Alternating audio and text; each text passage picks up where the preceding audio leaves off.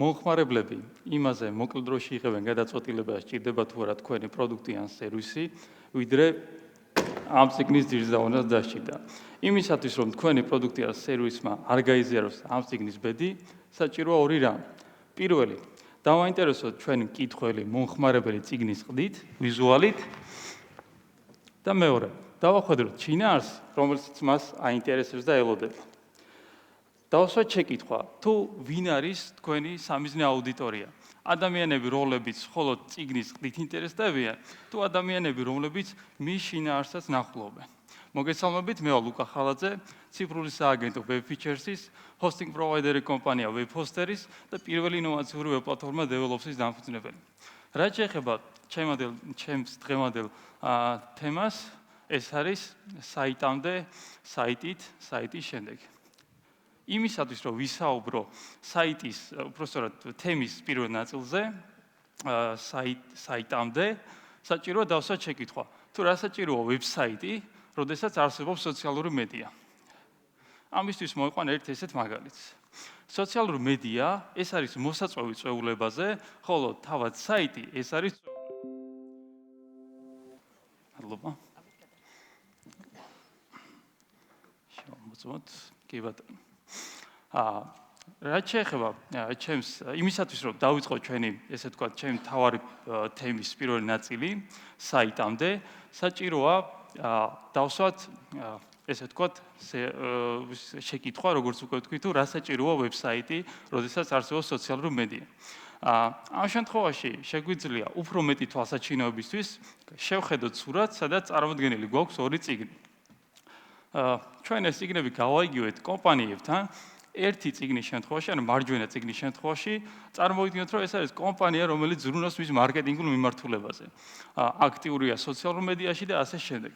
და შევხედოთ მარცხენა წიგნს, რომელიც ამ ყველაფერს უბრალოდ არ აკეთებს. მარტივია მომხმარებლის თვალით, როდესაც შევხედავთ, დავინტერესდებით მარჯვენა წიგნით მისი ვიზუალური გაფორმებიდან გამომდინარე. რაც ალბათ მომხმარებლის უმეტესობა გააკეთებს.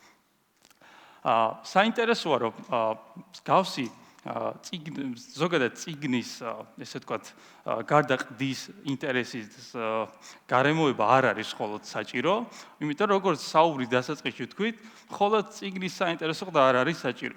საჭიროა დავახვედროთ ისეთი შინაარსი, რომელიც მომხმარებელს სჭირდება. ამ შემთხვევაში მოდი განვიხილოთ ორივე წიგნის მაგალითი. თუ ამ ყდების იქით რა შინაარსი ხდება. შევხედოთ მეორე წიგნის შინაარსს. სადაც ხედავთ მარტივ დიალოგს. მარტივი ცოტა გადამეტებულია. სადაც მოცემული პრობლემა შეიძლება დღესდღეობით ბევრი კომპანიის პრობლემაც იყოს.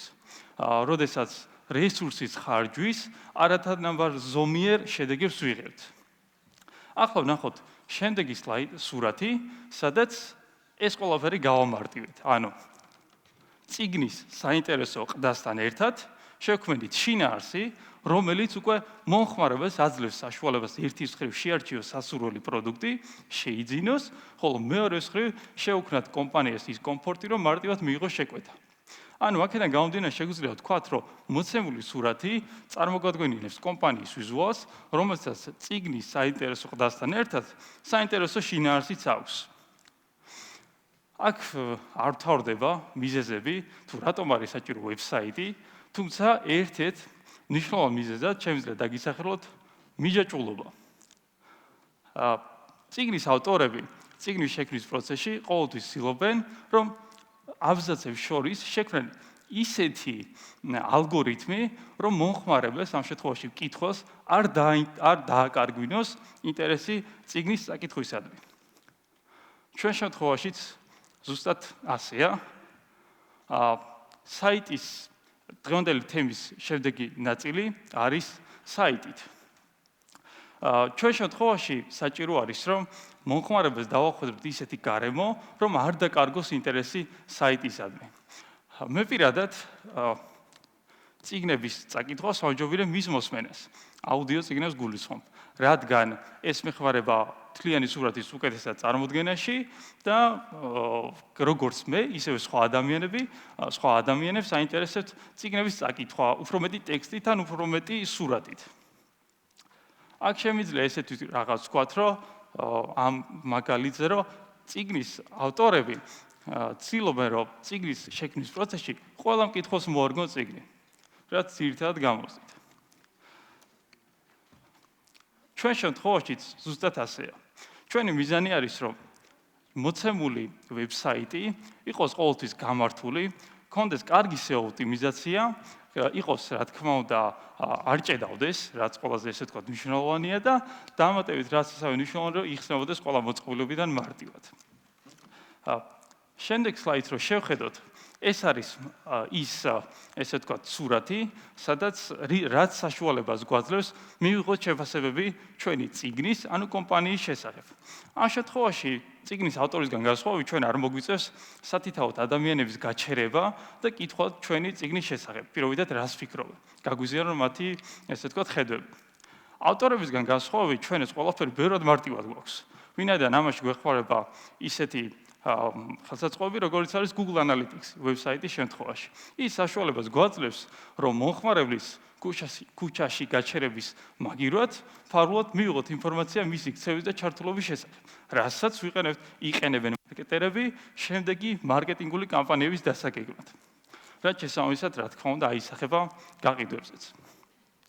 რაც შეეხება ჩემი თემის შემდეგ ნაწილს, საიტის შემდეგ,